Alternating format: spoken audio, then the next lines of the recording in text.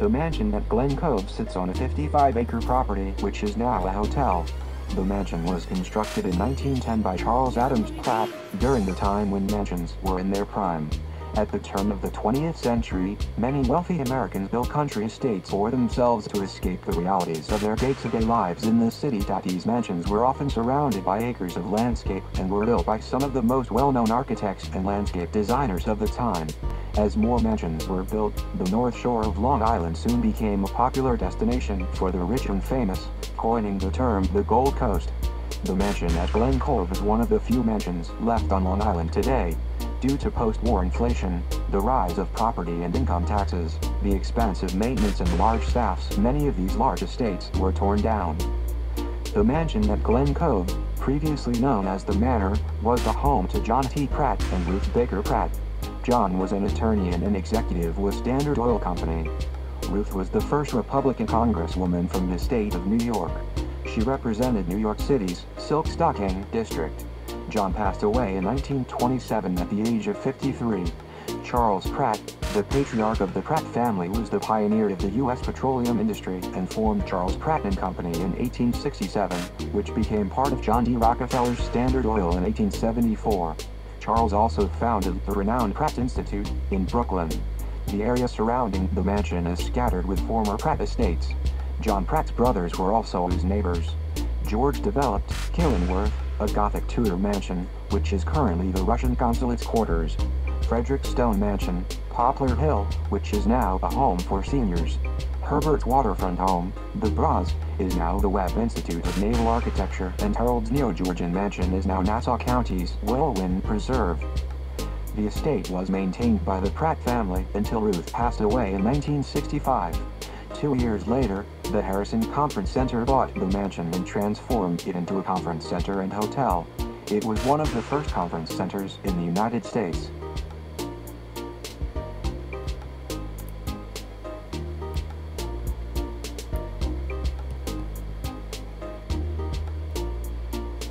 The mansion has also been a prime location to shoot scenes for major films and television shows.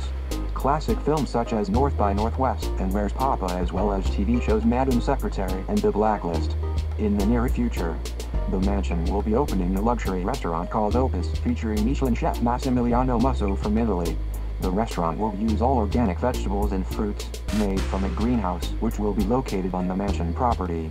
Opus will feature an open-concept kitchen. And then going on the trip and meeting all of you who became my family, and just sitting at the breakfast table this morning and listening. It was like being at home. You know, it was like being at, Christmas or Thanksgiving or some, birthday party or family gathering where everybody is talking about their family unit, but it is an entire family unit. The love was there, the support was there, and that's what the trip did. The trip had an opportunity to anchor me or to fix me to the land, but it also anchored me and fixed me to all of you. I mean, Gina, I'm looking forward to meeting Orlando. I mean, I heard about Orlando. I mean, I feel like I'm part of your family, and I hope you feel like I'm part of your family. It's just the connections are just there, and I see that for me being continuous. So the trip was an event. This is a life of love. Right. That was so. Did we get that on tape? Right? That was so very inspiring. I'll go next. So piggybacking off of what Maggie said. At first, it was like Africa. Like it kind of hit me in the face. Like Africa, really? That's kind of like over my head. But then we made it happen thanks to you, Laverne. Yes. And I did make so many heartfelt connections with people here. This is lifelong, sincere love for everyone. But one of the things that really impacted me most is the fact that I was born and raised in Detroit, Michigan, and my family's from the South, and we just didn't know our history. It's just how it is. And a lot of people that I know, a lot of African American individuals, this is they just don't know. And especially growing up in an urban city where, you know, things happen like that, Northern girl. And being in Africa, you know, I was just taken back just to years and the understanding of how far we've come, and just to meet different people who are indigenous to those particular places, and how they share, you know, oh, you're the lucky one. And I'm like, okay, we're lucky. We have our own issues over here, but they, you know, they see this image of us here in America, and we are lucky. Water crisis, we don't really, well, Flint, but, you know, we have our own issues here. But it did really open my eyes to say, you know what, I have to travel more, see more of Africa, because I'm going back to Africa, man. Like, it's gonna happen. So yes, so the experience is still affecting how I look at things every day. Because I was sharing, who was I talking to about yesterday at dinner, we were talking, I went to the African American Museum. Yes. And I was like, you said it was sanitized? Yes. Yeah. That it was sanitized, because we went to the motherland, to Africa, and they told it like it was. It was a little bit more, to me, like in your face. This is real. This is what's going on. We're not in America where we have to sit there and say it nicely. So. Amen. And it was nice to see the Africans, the black Africans in charge of their government, and they said that it never will be run by Europeans, white folks again. Yeah. Thank you. I also think that we gave them something because we were a group of people who represented them in all shapes and sizes and colors. So I think that it was reciprocal. Yes. But even as a group, we're representative of different history, of different lineage, etc. And for that, I am thankful in terms of the connections that amongst ourselves we've established. And just to build upon Janet's comments in terms of the sense, like upon seeing Sylvia and running up to folks, like, you know, the hugs, the kisses, right, it's reminiscent of a family gathering, you know? And so, yeah, exactly. I'll go next. For me, it was, the word you used was connections. And I think that's what I kept being struck with while we were there, not only among the group that we were in, but to experience, you know, women there who were cooking with the same spices that my mother, my grandmother, and her grandmother cooked with.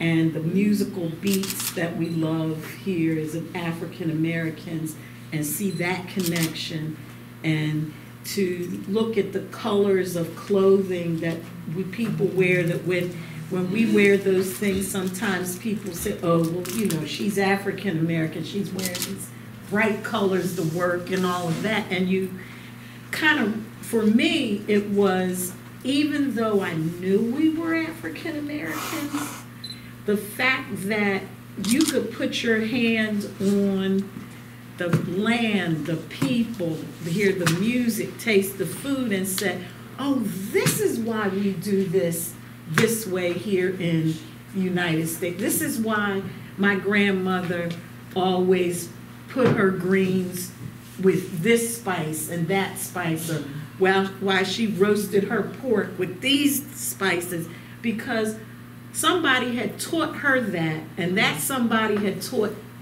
her grandmother that, and so on and so on. And these people, our ancestors, brought all of their flavor and all of their culture and all of their music with them, yes, so that they didn't forget where they came from. Yes. And it just, for me, it really rocked me to my soul, because I felt like so much was taken from African Americans and from the indigenous people of the African continent once they were colonized. And they were told that their culture was bastardized, whatever, didn't matter. And to say, wait a minute, we're here, we're still doing our thing. As my kids would you quote that, I think his name is Joaquin song, "Don't hate on us, we're fabulous." You know, that quote from that song. This is who we are, you know, and you hear our European colleagues talk about, you know, their Italian grandmother that made the gravy like her great-grandmother, and, you know, this Russian one that's celebrating and making their little snowballs at Christmas. And I think to myself, all of this stuff that in my head, I said, okay, I know it's from Africa originally, but I'm thinking my grandmother, my great-grandmother, my great-great-grandmother, but my great-great-great-grandmother did it too, over there in Ghana or Senegal or whatever. It blew my mind. I knew it, but now I know it. Know it. Right. Yeah. Right. Thank you. Hey, I'm going to be quick and go next. I always dreamed of going to Africa. I'd had the opportunity to travel in Europe, going to Portugal, Italy, I've been to London, but I think the reason I especially wanted to go to South Africa is that I had a wonderful opportunity thanks to a Jewish man much, much older than I was, but he had gotten invited to Gracie Mansion when Nelson Mandela was visiting the United States. And he extended an invitation for me to join him. And I have that program to this day saved when Nelson Mandela came to the United States. And to have been part of that experience and to actually see the man who had experienced so many years persecution, it really, really hit me. And I said, Mondale, you've got to go to South Africa. So to have had the opportunity, thank you, Laverne, to make that trip, and especially to go to Robben Island and to see the cell that he slept in, and then to also see the tree where the book that he wrote, you know, was placed. It really, really hit me that finally things are coming full circle. I was meant to go to that event. I was meant to come to South Africa. I was meant to finally have this connection to a man who was so great, who suffered so much, but made such an impact on people, not only in South Africa, but throughout the world. And so I thank you for that. Thank you.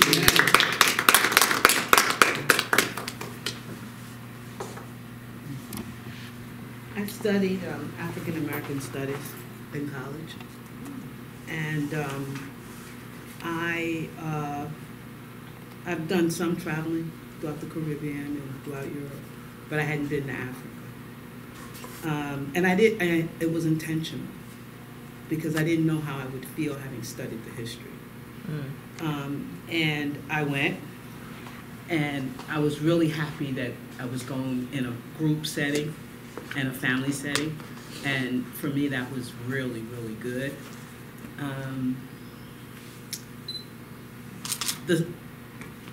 I don't feel that I experienced as much of South Africa as I'd like to in terms of human interaction, and so I will go back and just stay one place for like a week, and so I could have some of that. But my overall perspective was mixed. I had forgotten that the year that South Africa became free. And so in my head, I had a different expectation in terms of how much progress would have been made.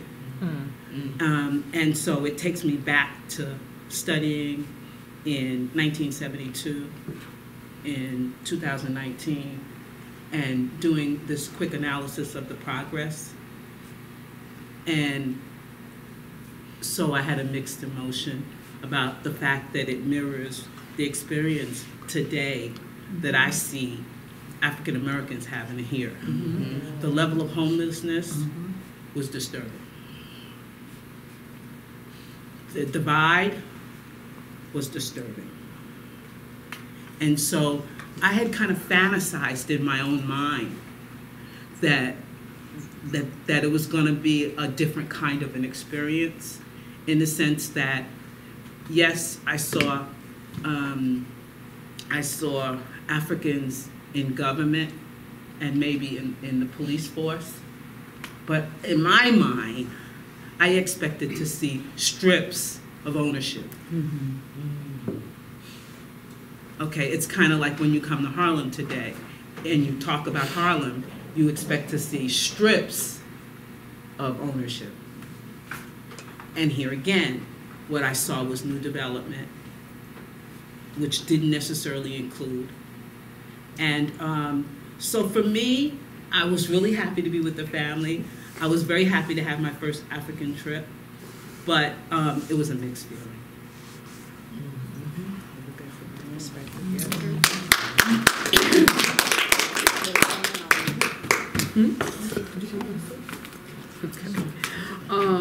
Did you want to go? Well, go ahead. I was just totally and completely excited and blessed. The year before, when Laverne had gone and she tried to convince me to go, like others, for two reasons. One, it was just too expensive, and South Africa was never at the top of my list. Beyond Mandela being there and having a similar connection, when Nelson Mandela came to the United States, and initially when he was free, was during the time I was sitting on the bench, and the first African-American mayor, Jim Garner, had gone to South Africa. Mandela had come to us, so I had a program that he had gifted to my son, and a lot of personal conversations with Jim about the time spent with Mandela. So to me, South Africa began and ended with Mandela. And since Mandela was no longer alive, I really didn't have an interest in South Africa being the first African nation I would visit. I was telling Laverne the other day, and I realized the number of times that I had opportunities to travel to Ghana, which had been at the top of my list, free of charge, Ghana and Nigeria, and for whatever reason, I did not go each time. So in my mind, the first time that I crossed the shore, I wanted to go to the places that I had in mind, I felt I had a deeper and closer connection with. But God is in the midst of all of our travels. So God knew that no matter how many times I could have gone without spending a dime to Africa, God knew, and God had already prepared each and every one of us with our respective different backgrounds and travels, that when the time came, coming with different mindsets, different expectations, different experiences, but with the love that kind of, and the fabric that kind of holds us all together, that God knew that Laverne would be the designated angel to guide us through and to bring us together, and that we would have this joint and common experience. And for me, it was just really a life-changing journey. During the time that we were there, I posted a lot of the pictures, and every day I posted a daily synopsis of what was going on on Facebook. And I really, you know, and all of my friends, for the most part, travel all over the world, Africa included. And I really didn't think it would have much of an impact other than just sharing. This is, you know, a wonderful experience. I can't tell you the number of people who were just so moved by the experiences that were shared in a way that just really blew my mind, particularly those who have traveled the world, because they heard and saw the depth of what we experienced. And it was so much greater than just that time and moment and the sights that we saw. And Terrance, thank you for capturing the people and the undergirding of what we were experiencing, and some of us may have missed. We saw it, but for you to capture it and memorialize it really speaks to what was happening in us, through us, around us, and the ways in which we not only connected to one another, but we connected to the people and to the land, and to what we're for. So I'm excited. Like others have said, I've traveled to Europe. I have no interest in returning anytime soon. The next few trips, that if God blesses me with any trips, it is my desire and intention to go back to Africa. I'm Latino, Puerto Rican, and Cuban, obviously with African roots. And so it was especially moving for me, and I've always felt a strong affinity to Africa, but to see it in the flesh, like you said, Sherry, and to experience the traditions that will also cross over to my Latin roots, the spices, the love, the sisterhood, the movement, the language, the music, all of that is apparent both in Puerto Rico and in Cuba, and so I'm ecstatic.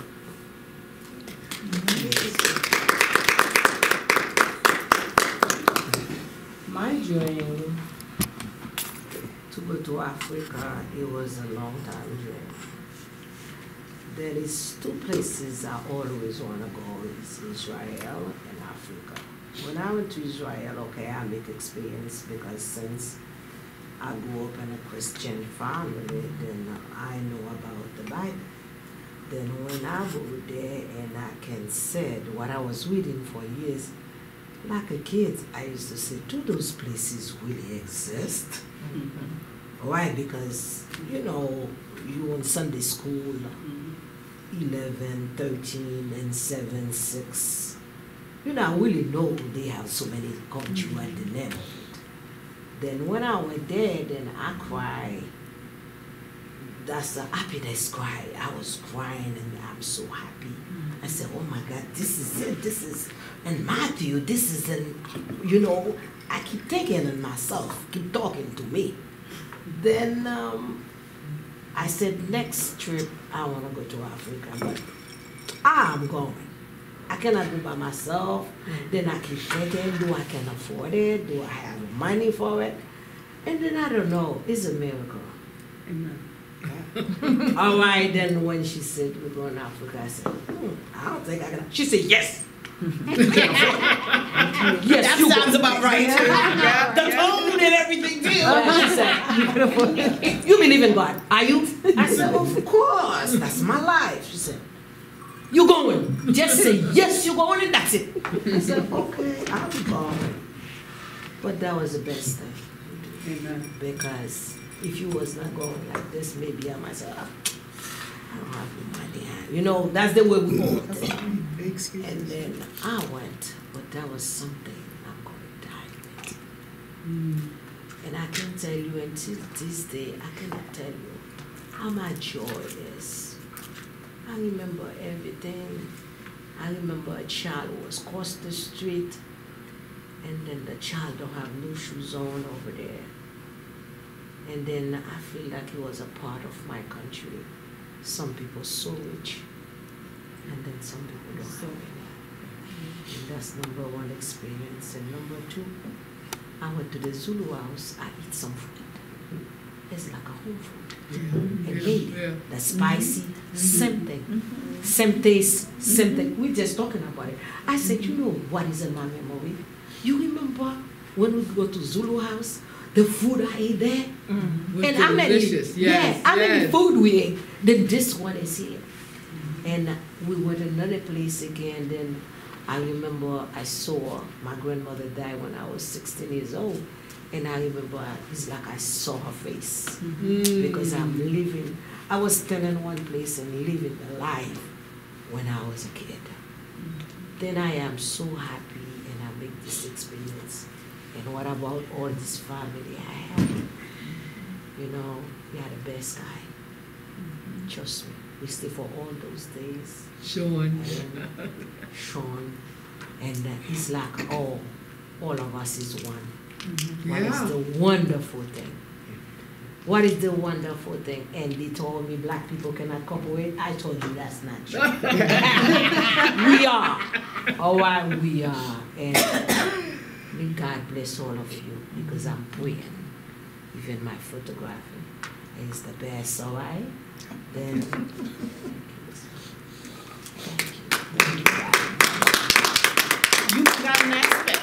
was the best birthday celebration. Oh, yeah. You see that? What about my birthday? That's right. Do you believe that? Yeah. And I am a Haitian woman. And then I have my birthday in Africa. How about Right. Can you believe that? Wow. Let me tell you, that was not something I'm expecting in my life at all. God is good. All the time, girl.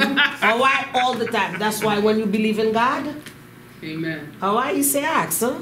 Amen. And you shall receive. Yes. And that's it. God, thank you, and thank you. Oh, thank you. Now, Shelley, I know that I'm so happy that you're here, and welcome everyone. This is Shelley. Hi, Shelley. Thank you for coming. And Sylvia asked, and Shelley was so moved by our trip that she asked Sylvia if she could come and be a part of this experience. So we're glad that you're here. Thank Would you you for like to inviting say a me. few words, Shelley? The pictures were beautiful, and I'm just listening to all of the comments and the memories and everything. It's just, it's amazing. It's amazing that everybody is saying the same thing. Yes. And having the same sentiments. It's really, I mean, I've never, I wasn't there with you, but it's just, I'm looking at the pictures and just, it seemed like you guys had an amazing time. Oh, yeah. And it was just, We did. yeah, I can tell. And we're going back there today. Oh, Definitely in spirit. Yeah, And but we it was hope on our next fantastic journey that you will join us. Oh, thank you so much for the invitation. Yes. And Sylvia, I know you're not feeling well, so we pray that you heal and get better immediately. Immediately. Shelley, welcome to the family. Thank you so much. And Terrance, you're not going to get away. You're going to have to say a few words. Yeah. Here you would. You rolling?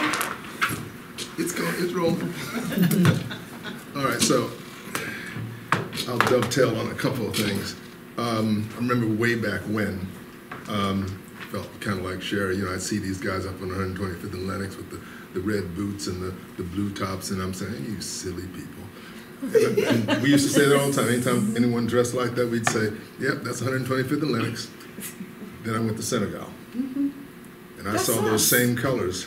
And when I came back, I mean, as soon as I saw it, it hit me. I'm learning something here. So when I came back, and it took a while to get over Senegal a little bit, but the first thing I did when I came back is I noticed that whole thing was the African diaspora happening right on the streets. Right in front of your face. Yeah, that I didn't realize it before, and if I hadn't gone to Senegal, I still wouldn't have realized it. Wow. The second thing, what Cynthia When you say said. Synagogue, you mean South Africa? Senegal. Senegal. Africa. Yeah. Okay. So, are you gonna let me go? Sorry. So, what Cynthia said about not wanting to go, South Africa has always been like taboo. I ain't going there. Not with those folks. No. Part of me wanted to go just to get pictures and see what Soweto looked like.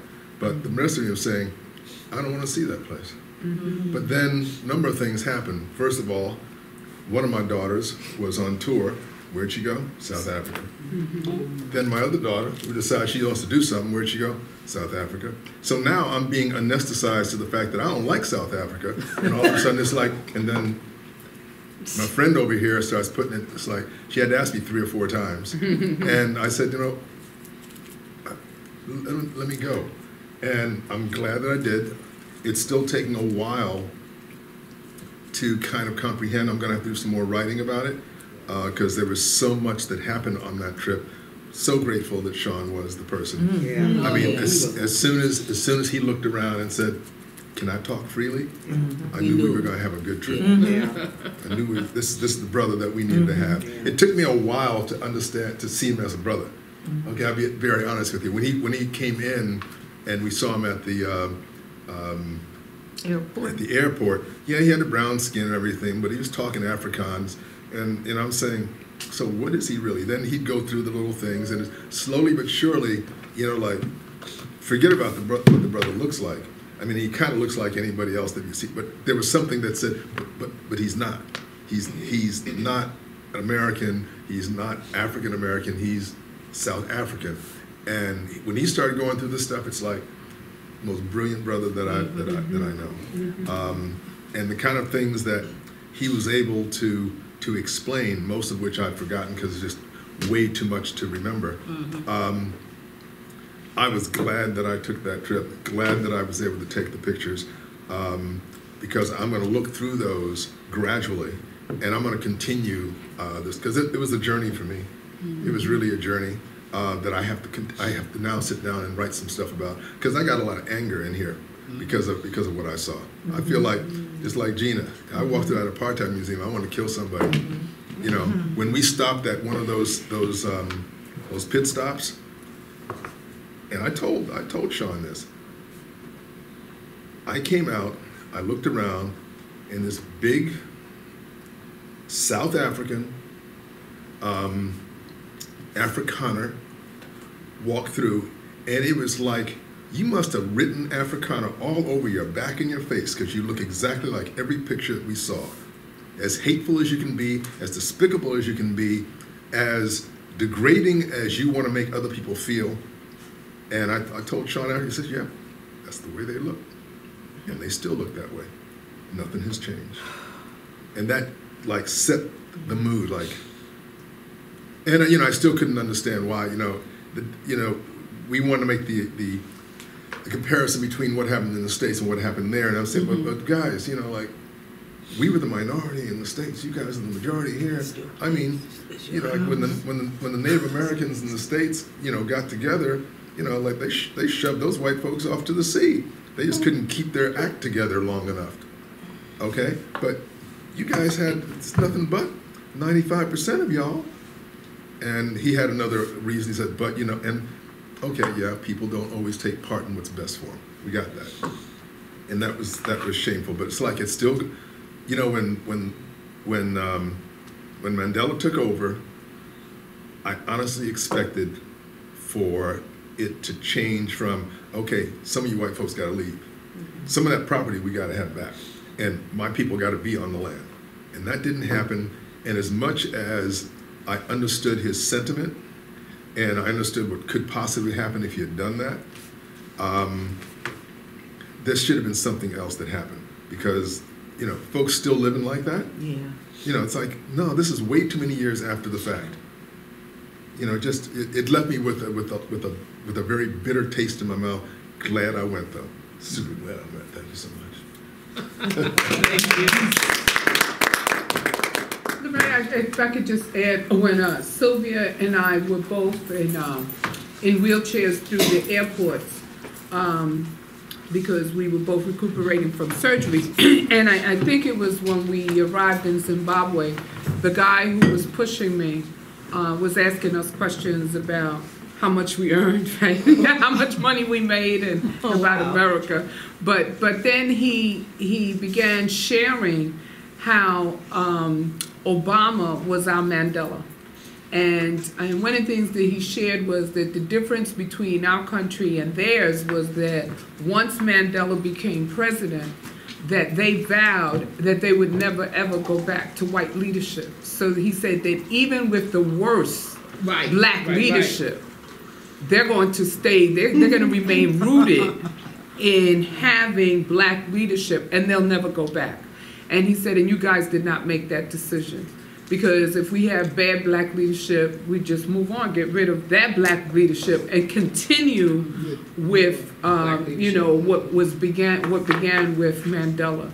And then he also said that, all of my life, and if you look around, he said, look at, my coworkers and people here in the airport, for so many, all of my life, I wanted to go to America. That is the dream. The dream has always been to go to America. He said, for most of us, your current president has stolen that dream from us. We have no desire to ever go to your country because of the leadership that you have in your country. And I just found that to be so profound. So I wanted to share that. And then also, this is a continuum of what so many have expressed today. And the surprises that we experienced in going to South Africa. Last week, this past Tuesday, I had the opportunity to eulogize my older brother. And as you can imagine, when we're faced with memorializing someone's life, so often, we really don't know the extent of who that person was until they pass, right? Mm-hmm. We don't really clearly see a full picture of who they were, what their thoughts were, or what our perceptions were until we have the opportunity in that final moment to hear from others who perhaps saw that person differently. And I think that that's analogous to what we experienced by going to South Africa. That so oftentimes we have a perception of what a person, a place, or a thing is. And it's not until you take time to readjust our lenses, to really look beyond what's on the surface, that we can really begin to see the depth of what's there. And more importantly, how even in the function or dysfunction of another place or another person, how it's so closely connected to who we are as people. And that's what we were able to experience last week, that my brother took a different path. He marched to a different beat. He did things differently. He did not do things in the ways and in the times and in the places that the rest of us did. But yet the depth of who he was, we missed it, because we were looking for it to be the same, when in fact, in so many ways, it was not only the same of who we were, but in some instances, as we learned, it was even deeper and greater than what we were experiencing. He just experienced it in a different way. And I think that's the same thing, that as we look at the motherland and we look at what the opportunities are, we need to readjust our lenses and recognize that we all have a different viewpoint, but so often it's the same image that we're seeing, and it's connected to who we are and what we're doing. We just have to learn to be able to see it from a different viewpoint, to really appreciate it and embrace it, so that together in the differences we can see the sameness and grow beyond that. Can I just piggyback on one thing that Terrance talked about in terms of the Africana leadership and the arrogance? One of the things, I noticed that too, that even when we went to the little Zulu village, it had been so commercialized that as we're going through with the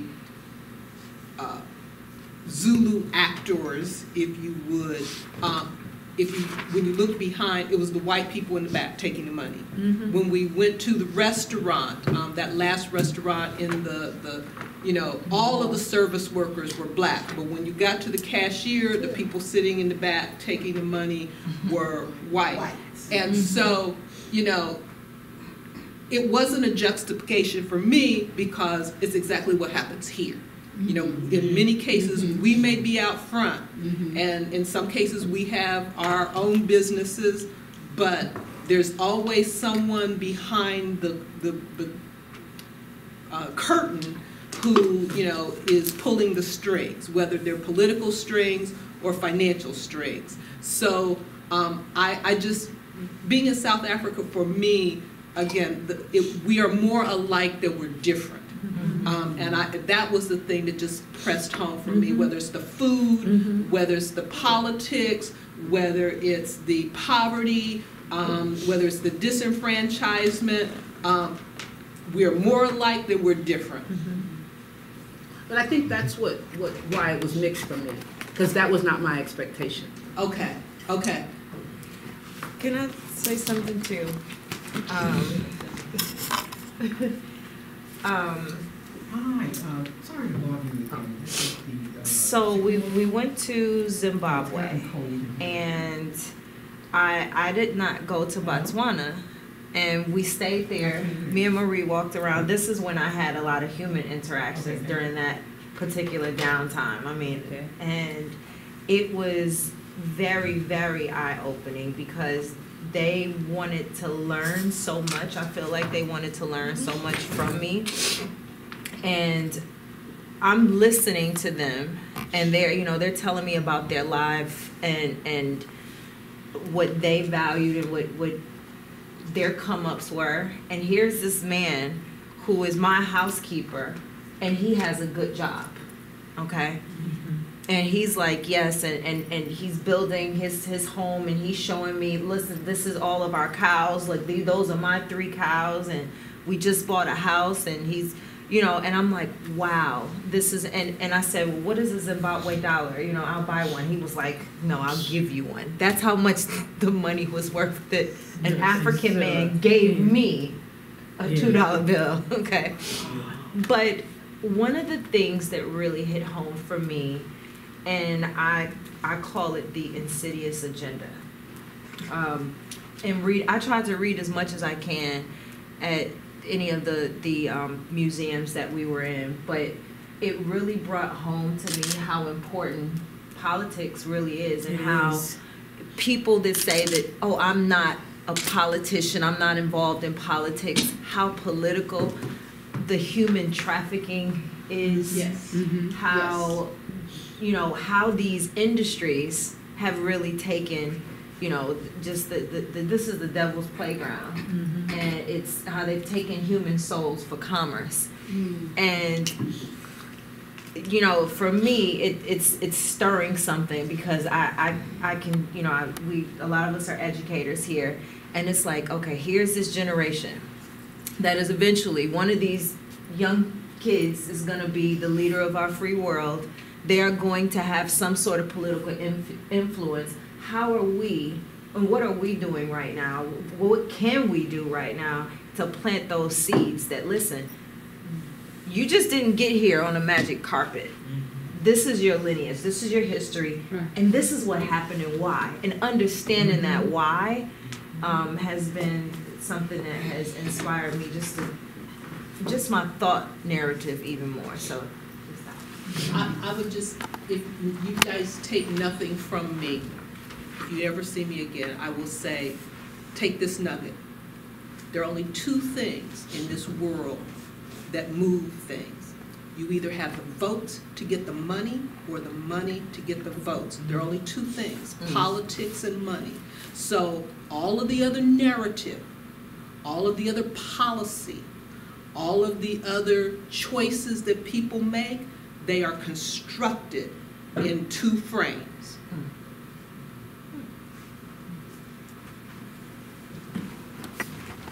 I would just add God as the first nugget.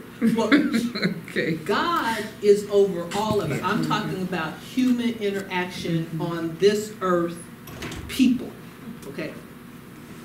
God is in control, always, in the past, and will be. I'm just saying that when we talk about whether we go into school, you know, when you're talking about your students, where you guys, somebody was talking about a runner, everything that, just the label runner, it has a political or an economic context, because you have to do something within that frame.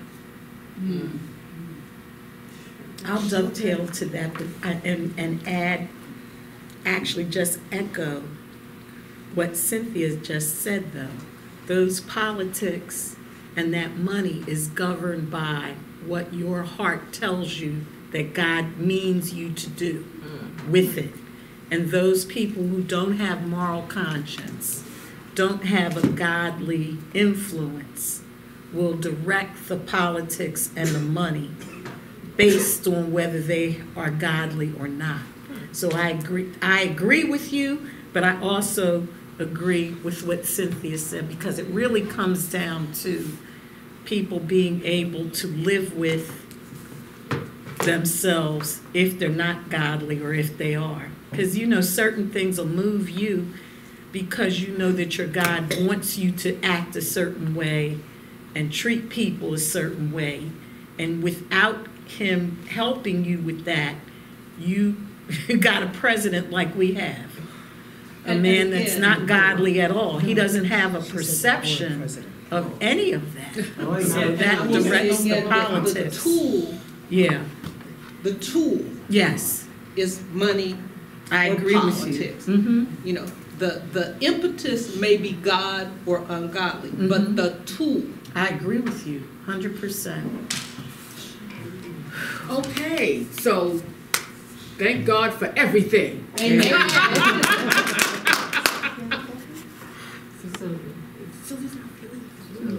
let her rest a little bit. Sylvia, Go lay down. You wanna go lay down? for you?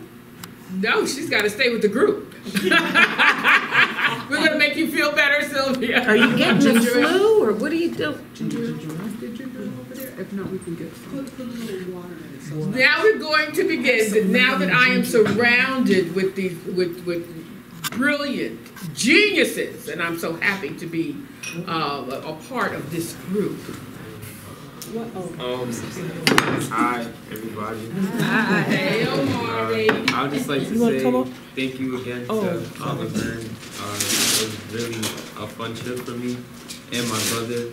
But for me personally, like when I came back, I was talking to my friends about it. Some people that I'm like really close with, and like at first it was like, you went to Africa, like blah, blah, blah. But then I was like, nah, like it was really nice, and I want to go back. And then I showed them pictures. I was showing my teacher pictures. Oh yeah, did you say you? Yeah, and then what else? They was like really like excited for me and stuff. I remember, I think later on I had to take the regions, and that was on South Africa was the main subject at the end. Wow. God's intervention. Good for you. God's intervention. Wow. So I was just excited, and that also helped me out with my regions part. So. Wow. That's what I said. That was God's intervention. God put that Wow. stuff on that test for you, so that you could knock it out. Wow. Yeah. Wow. But anyways, thank you again, Laverne, and I love you very much.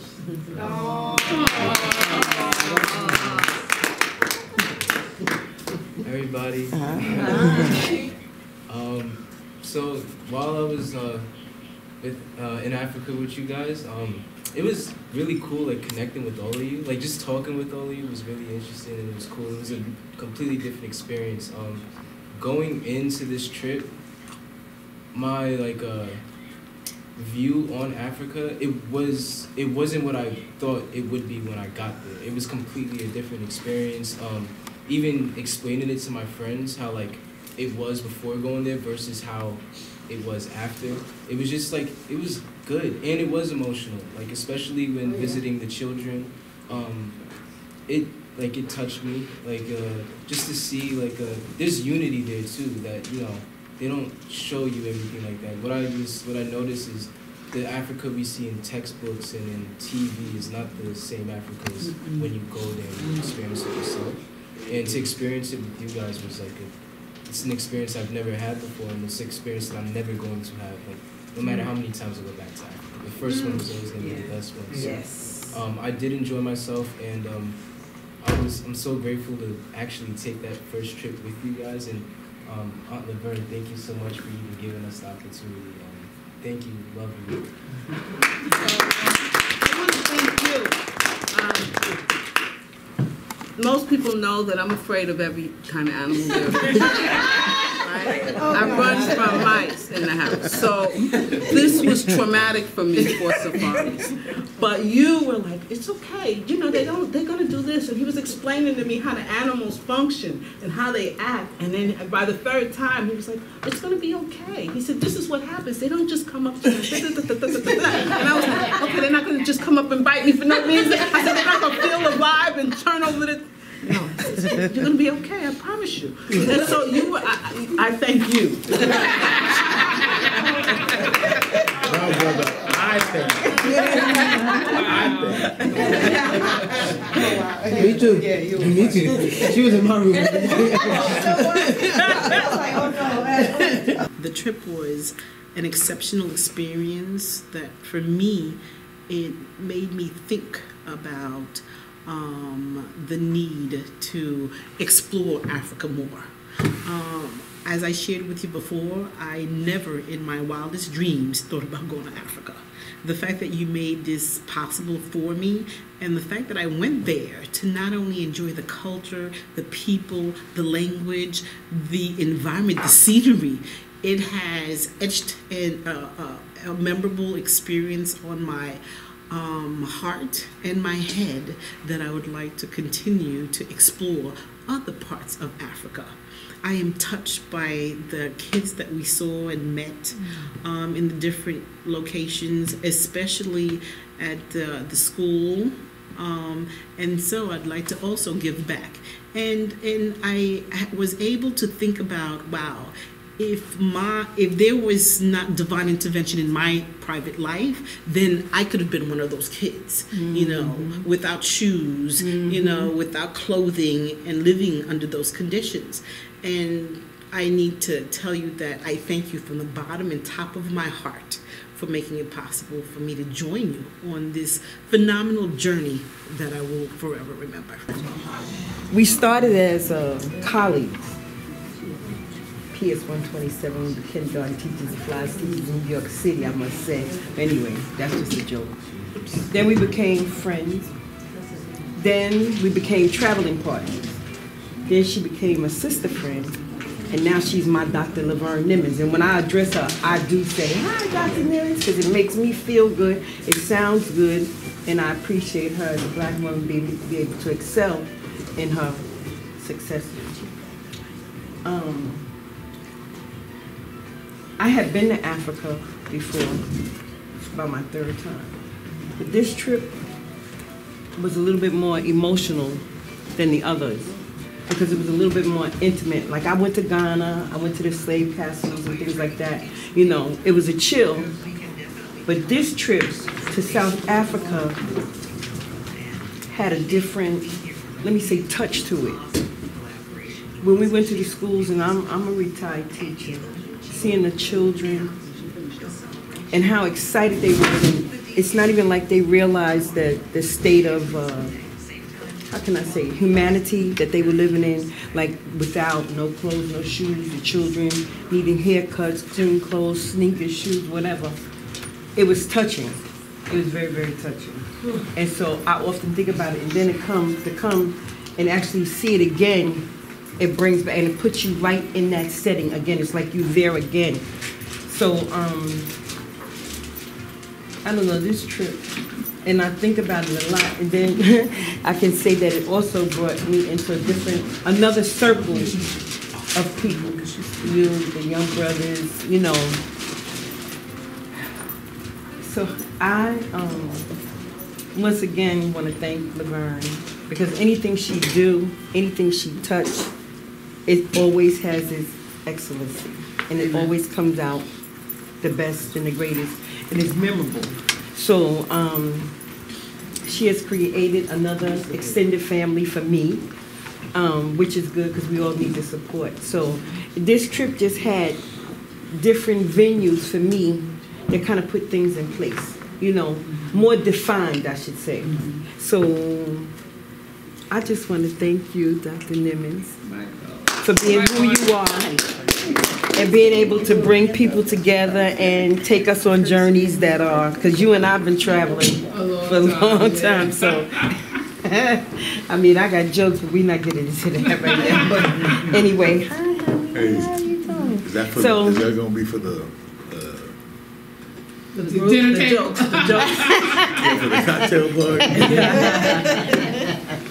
But anyway, I just want to say thank you, Laverne, and you know, I can't thank you enough, and to everybody, the parents of the young brothers, because your sons, they were fabulous. These, I mean, it made me feel good, because, and I'm not degrading our young black men, but their attire, their appearance sometimes is not always in the right place. It's always like a negative effect, and they think that it's okay.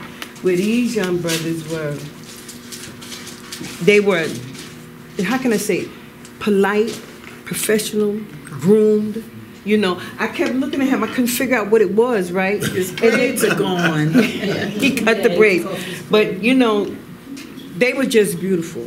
And I didn't even know about, but I kept saying their parents must be really on point, because these young brothers, because I know when I was growing up, my mother didn't have to be around. I knew how to carry myself. And they did very well, respectful.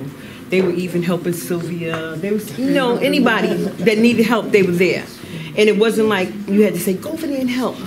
It was from the heart. It was dedicated. So I commend you, especially raising black men today, because it's not easy, because we subject to a lot. The world is just, you know what I mean? And they become a target, not because of anything, they just become a target because of who they are. So you don't have to worry about them. They're good boys. You don't have to worry when you're not around, Good young because men. they're representing, Good young you know, men. and they doing a, I'm gonna say, a damn good job at it. It's wonderful to see everyone again after our traveling experience and kind of reunite. This should be great. After the experience with Africa, it's opened my eyes to so many different, I just kind of like view life different in a sense, and that could go into a lot of different things. But I don't know if any of you knew, but after the experience of going to the second school with most of the students who didn't have the shoes and stuff, as soon as I got back home, I put online and stuff that I was doing like a collection for shoes. So I've collected like probably over 100 pair of shoes for the so I'm working and want to get those back to them, because that was probably the most, one of the experiences that stood out to me out of the entire trip, only because I was able to relate to it, because I'm a teacher and I love children, so that was quite the experience. And just in general, everyone asking, you know, where did you go and who did you use and how much does it cost and can I afford it? Do you think it's worth it? And I had someone ask me like, oh, my girlfriend and I were thinking about going out of town, but we're thinking about Jamaica or Cape Town. And I was like, I don't understand how that's a question. I was like, I mean, you know, yeah, definitely. Like, you know, he came back and he was like, I'm so happy that we end up going there. Like, everything you said was right. We didn't get, you know, they didn't get to do half the amount of things we did. They didn't stay as long, but just kind of passing along the information and being able to pass it along, not because of what you heard, but because you actually experienced it, is a world of a difference. So I want to thank Ms. Verne again, my aunt, and all of you all for being in the company with me for the trip, and it's great. And we're having another one. I can't wait to join you guys. Thank you.